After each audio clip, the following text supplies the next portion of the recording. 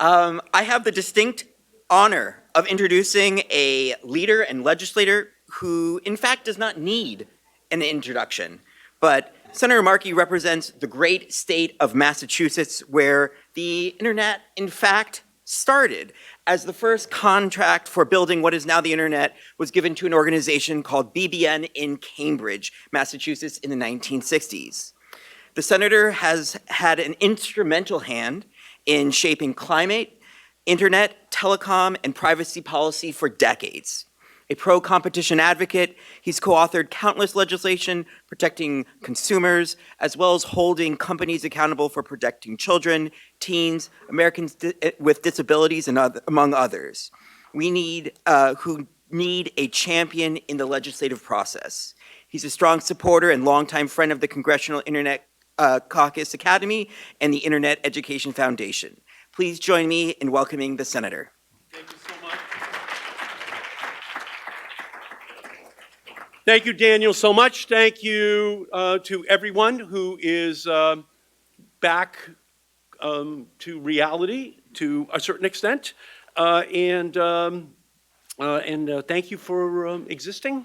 These are very important issues, especially in this time that we're in right now, where we can see all over Ukraine. You can see individual citizens with their cell phones, with their internet devices, all helping to use that information in a way to repel an invader into their countries. This would not have been possible 30 years ago. But now, because of the internet, because of this dispersion of technology out into the hands of everyone, we can now see, in many ways, the single best use of the internet and wireless devices that we've ever seen. And it's bedeviling Putin. And so to the extent to which, when he decided in the 2016 election to use the internet for nefarious purposes in seeking to undermine our elections, we then had to fight back. We then had to say, just get your hands off of our democracy. Just get your hands off of it. Do not allow anyone to ever come into our country to try to affect the fundamentals of what it is that makes us a great nation. And we had to impeach a president twice. The second time because he was asking Zelensky to give information about Joe Biden's son, or else you don't get the anti-tank and anti-aircraft weapons which you need to defend your country. So we know that in recent history. We can see what the impact is. And we can also appreciate what Zelensky is doing in his use of the internet, in his use of this wireless technology. That, as Daniel said, in 1965, the Pentagon offered the packet switch network technology opportunity to AT&T, and they said, we don't want it. We're not going to build a packet switch network. We've already got long lines all across the country. We control long distance. We're a monopoly. We don't want it. Then they offered it to IBM, and IBM said, we don't have to build a packet switch network. We're a monopoly. So they gave the contract to Bolt, Beranek, and Newman on Memorial Drive in Cambridge, and Bolt, Beranek, and Newman then began to contract out to UCLA and University of Indiana and other, and before you know it, it was StarPanet, and before you know it, in 1991, we had to pass a bill to turn it into something we call the internet today. So we're pretty much celebrating the 30th anniversary right now. And it's a victory for us, and it's a victory for what we have given as something which can be used by people all around the planet. And we're seeing its best use right now after we saw its worst use by Putin in trying to compromise our democracy. So it's a challenge to us. It's a challenge for us to stand up for the highest and best uses of these technologies. And I know this, and is Tim here? Where's Tim? Tim's right over here. So Tim was on my staff back in, and in that period of time, 1991 to 1994, when I was the chairman of the Telecommunications Committee. And we were trying our best to ensure that we built into these technologies the human values which we want to animate them. Because the technology itself is inanimate. It only reflects the values you want to give it, that a society wants to give it. It doesn't just happen. You can't depend upon a corporation trying to make a lot of money to decide simultaneously, but I want the highest human values in it. That's public policy.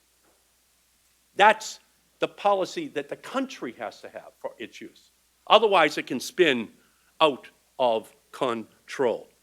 So in 1996, I actually built in to the 1996 Telecommunications Act a uniform privacy bill of rights for everyone in the country across all technology platforms, and it passed the House of Representatives. A certain number of senators, reflecting corporate interest, mandated that it came out in the conference in 1996. They knocked it out on the last night. So I never want to hear from anybody, oh, this is a new issue. Who could have ever anticipated that private corporations would want to compromise the privacy of individuals in order to reap huge rewards for themselves? Okay, so I built it in 1995. Tim was there when I was having the hearings on privacy in 1992, 93, 94.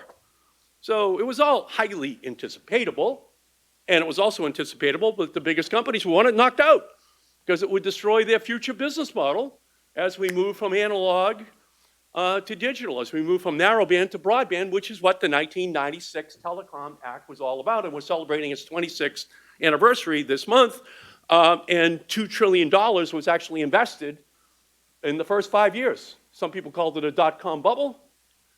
I just call it the deployment of broadband across the whole country. And I don't care if pets.com makes it. You know, it's just not relevant to me.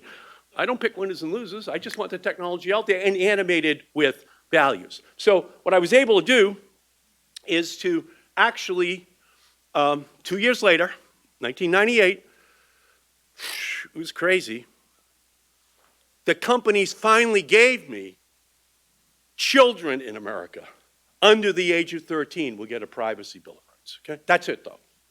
You don't ask for any more than that, Congressman. That's a lot. Okay? So I had it settled for age 12. So that's called the Child Online Privacy Protection Act.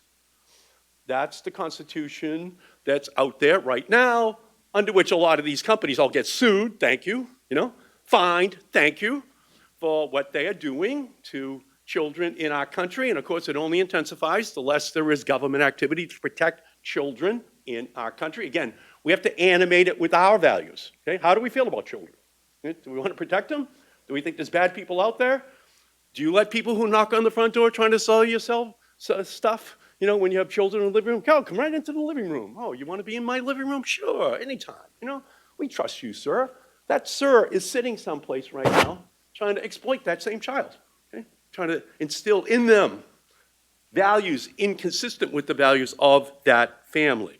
So we know that 95% of teens have access to a smartphone. We know that kids say that they're online almost constantly. We know that screen time for young people has doubled during the pandemic. We know that the younger they are, the more vulnerable they are. We know that. And we need to enact a new, stronger privacy bill of rights in our country for young people, under 16-year-olds. If that's the best we can do. Now, I think it should be everyone.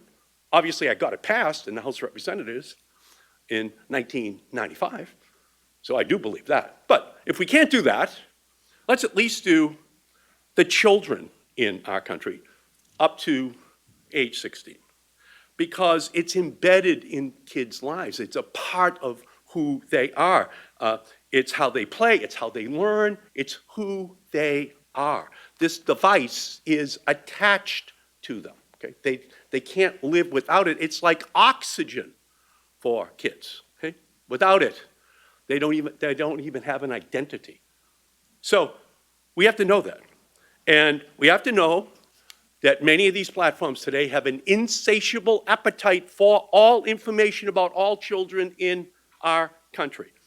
It seeks to hook consumers at a young age, the same way the tobacco industry does. My father told me when I was 12, he knew I was going to start smoking because he had started smoking at 12. And my father died of 2 packs of Camels a day. You know, I never did start smoking because of my mother, but 12 years old, 11 years old, we all know how it works, okay? When everyone's an expert on being 11 and 12 and 13. You don't need experts to tell anybody what's going on down the park at age 11 and 12 and 13. You don't need Harvard School of Public Health Studies. You don't need experts to come in and tell you. We all know who they are because we were young once ourselves, okay? All there, and we have to decide as a society, do we have the courage to take on this issue in the same way Zelensky's taking on a big issue? Of course, ours is taking on a corporate culture of exploitation, of monetization of the information about kids. So we've had hearings in the last couple of months in Congress. Thank you, Francis Haugen, the latter-day Paul Revere, coming to warn of the danger, getting us the internal information from Facebook in terms of how they know the impact on young girls. They know how it increases suicide ideation, and we know that they do nothing about it. Okay? So there it is. It's nothing that everyone didn't already know, but at least now we have the smoking gun. We have the evidence. We know what has to happen. October, the American Academy of Pediatrics declared a national emergency for children's mental health in our country. And we all know this is true. My wife was the chief of behavioral medicine at the National Institutes of Health when I met her 37 years ago. Okay? But you don't have to be the chief of behavioral medicine at the National Institute of Health to know that there's a mental health crisis across this country, and a lot of it related to the internet. And, and when Francis Haugen showed that 32% of teen girls said that when they felt bad about their bodies, Instagram made them feel worse, and 6% of American teens trace their desire to kill themselves back to Instagram. Are we going to do something about it? Do we have the courage to stand up and say, we're going to do something about it? How much more evidence do you need? And why would we make those children vulnerable in our country to something that has dramatic healthcare effects, as we see mothers carrying their children towards the Polish border right now to protect their children? We just have to stand up to corporate America and just say, no, we have the courage to say, no, our children are too valuable. We're not going to allow this to continue any longer.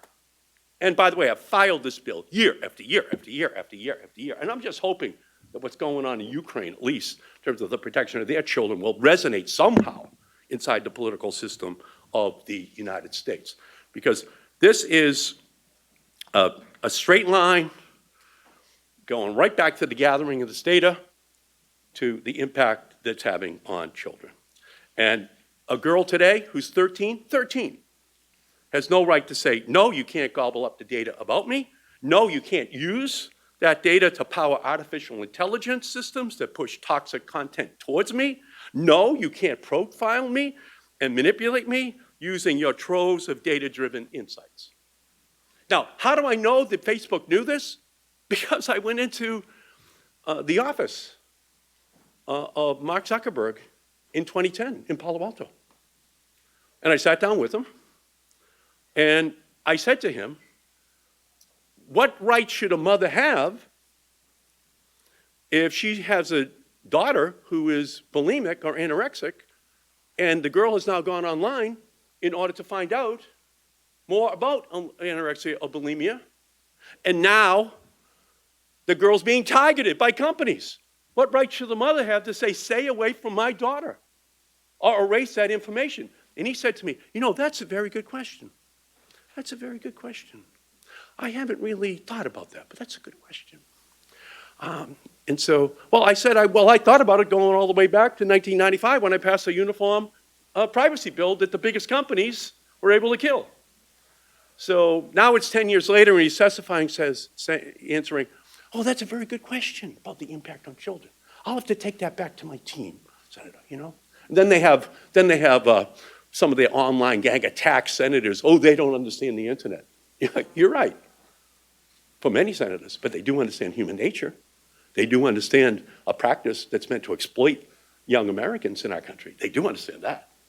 And they also understand that this guy can write an algorithm from here to Osaka and back in a quarter of a second, but he can't figure out how to protect children. We can figure that out too. So the time has come for us to be laser focused on empowering and protecting that 13-year-old girl and the 14-year-old girl and the 15-year-old girl, and making sure that she and her brother get the protections which they need so they're not haunted by what they do online.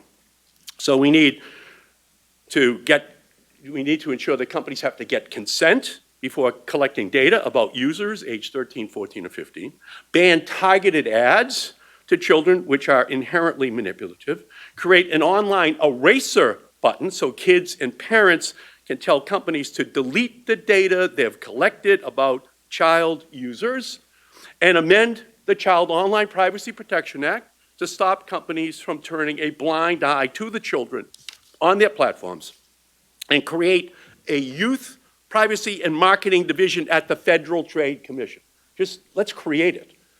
Let's just make sure that there are cops on the beat looking at this area, because we can see how many millions of children in our country are negatively impacted. And will be as each year goes by and we get a new collection of kids who fall into that category. Are we going to do something or not? So we just have to decide if we want kids to grow up the same way many of us had a way to grow up. We could make mistakes, that the guy knocking on the door couldn't get into the living room because your mother wouldn't let him in. And we provide those protections for mothers and fathers that they can then exercise to protect their children in our country. Then you move on to the metaverse, okay? The metaverse is a digital environment that is comprised of interconnected virtual reality platforms, and we need to be working right now to make sure that this new virtual landscape is not ridden with new threats to kids and teens. So how old is this metaverse? Well, I can tell you, I was there at its origin. When Tim was working for me, 1992, I was out in Palo Alto with this guy. His name was, he was the chief scientist for Sun Microsystems. And you don't, this guy, it's so long ago, you don't even remember who he was. But so this guy, Eric Schmidt, so he says to me, I want to show you our new technology here, virtual reality. So they plopped the helmet on me, and I'm watching, you know, these movies inside of my virtual reality helmet in 1992. And they're going to work on, this is the future. We just can't figure out, he said, how to monetize it yet. How do we get this product out there in a way that can be mass produced? Okay, so now it's 2022. And it's got a fancy name, metaverse, you know, but it brings a whole bunch of issues 30 years later. But they're not new, because I was asking the questions back then. Same questions. You don't have to be a genius. You can see the wonderful way in which people can escape reality in virtual reality, okay? They never have to engage humanity again, you know? And again, I was the author of the law that put the 200 megahertz of spectrum over into the hands of the third, fourth, fifth, sixth, seventh, and eighth cell phone companies in 1993, so that we could have this digital revolution. And I'm very proud of it. And by the way, I'm so proud of it that as I look out there and I see so many of you looking down at your phone and not even paying attention, that's my goal. No one will ever have to look up again. One big VR, one big metaverse, okay? Who has to deal with real reality, you know, when they can be in their own reality, okay? Apart from, you know, what's going on in the real world. It's kind of, I was proud of that. I passed all those laws. They're my laws, so I am very familiar with how we got here today. So what we have to do, as a result, is just say, and that's what I did in a letter to the Federal Trade Commission earlier this month, urging it to use its full authority under COPPA and the Federal Trade Commission Act to protect children in the metaverse as virtual reality offerings become increasingly popular amongst young people. And while some VR companies state that their products and platforms are not meant for kids, many children, nevertheless, and you'd be shocked to find out that this is the case, already use these platforms. In fact, 2/3 of parents with VR devices report that their children ask them to buy the device for them. In 2017, 21% of parents said they had VR equipment at home, and approximately 3/4 of children surveyed between the ages of 8 and 15 expressed significant interest in VR. But unfortunately, many VR platforms and headsets do not have basic parental controls, and reports point to harms such as harassment and unsafe content in the metaverse. And I'm particularly concerned that VR companies plan to present advertisements in the metaverse that could lead to harmful marketing practices that may be inherently manipulative to children. What we already know about the potential threats to children in a connected virtual ecosystem implores us to be vigilant and to be aggressive in putting the protections in place now, before it fully gets off the ground. We don't have to wait until we have a total child catastrophe with VR on our hands. We should have the wisdom to anticipate. But it's going to require parents and policymakers and pediatricians to all come together to create this movement, and I urge all of you who care about this to make sure that we minimize the impacts of VR on children. And it's why I'm also pushing for my bipartisan Children and Media Research Advancement, or CAMERA Act, with bipartisan support that will create a commission to research at the NIH the impact of tech and media on kids cognitively, physically, and emotionally, like a Surgeon General's report on tech for our country. And I'm doing that with Roy Blunt, okay? This has nothing to do with ideology. It just has to do with the children in our country. And under the legislation, that research initiative would include studies on the specific effects of virtual reality on young people. And finally, I would just say that that in the 1996 Telecom Act, on the House side, I was the author of the E-rate. My father was a milkman for the Hood Milk Company, but I could compete with the school superintendent's son who was going to go to Yale because I could take my books home and study and compete against that guy. Right? I could do it. But the deeper you get into this new world, if you don't have the internet at home, you don't have the internet on your desk in school. So that's why in 1995, and I still live in the same community, Malden, Massachusetts, that I grew up in. It's in the bottom quartile of income in the state. But here's Malden High School last year. City of 65,000. 27% white, 25% Latino, 24% Asian, 23% black. The most diverse high school in America. How are those kids going to compete? Where's their book bag? Well, their book bag is a device, right? If they can't take it home. So I was able to ensure that I could add $7 billion to the rescue plan last year so the school systems would get the money to make sure that the wireless technologies were in people's homes, the bills could get paid. I have more money that's in Build Back Better so that the funding can be there for schools wherever they might need it to make sure that they could get it at home. Because we know who the kids are. They're black, they're brown, they're poor, they're rural, they're immigrants. Or another way of putting it, they're the future workforce of the United States of America, whether people like it or not. Are we going to invest in them the same way they invested in a milkman's son? We're going to be a senator in one generation or not? So that's the challenge that we have. That's who you all are. That's what my hopes are for our country in 2022, that we can see something and respond to it. That the past is just a memory and the future is our hard reality that we have to deal with. And we cannot have a nostalgia for a time that never existed to replace the idealism that we need in order to take on these huge challenges for the children of our country. And I urge each and every one of you to stand up wherever you are and to fight to make sure that at least for the children of our country, we put these online protections in place in 2022. Thank you all so much. Thanks for having me. Thank you.